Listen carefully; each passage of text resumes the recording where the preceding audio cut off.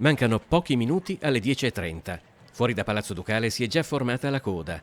All'interno le maestose sale di quello che fu il cuore politico di uno Stato che in 1100 anni di storia si affermò come una delle maggiori potenze commerciali e navali europee attendono l'ingresso dei primi visitatori dopo mesi di chiusura per coronavirus.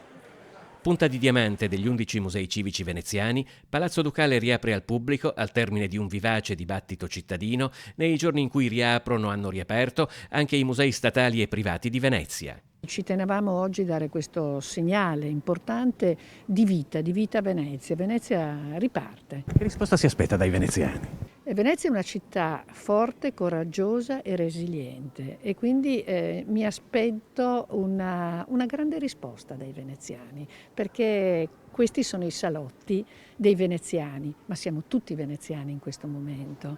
Alle 10:30 in punto si spalancano i portoni. Dopo la misurazione della temperatura, i visitatori devono anche passare attraverso un metal detector, giusto per ricordarsi che il coronavirus non è l'unico problema di questi anni.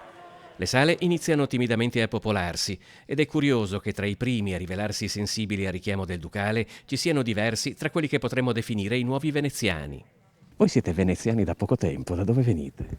Dalla Baviera, vicino Monaco. Perché avete deciso di trasferirvi a Venezia?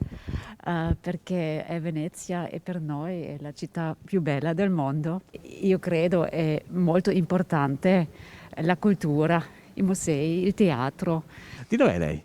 Io sono brasiliana, Abita a Venezia? vivo a Venezia da 6 anni, Perché ha deciso di venire qui oggi? perché sarà il primo giorno che questo bellissimo palazzo è aperto e credo che lui deve essere aperto anche per noi che siamo cittadini, che viviamo in questa città, perché lui fa parte della nostra storia. L'ha infastidita le polemiche politiche che hanno accompagnato questa riapertura?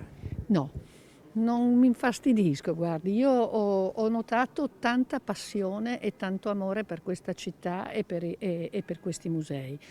Come le ripeto, io vedo sempre il bicchiere mezzo pieno, sono prontissima a sedermi a qualsiasi tavolo per poter immaginare un turismo diverso che abbia a cuore il bene di Venezia.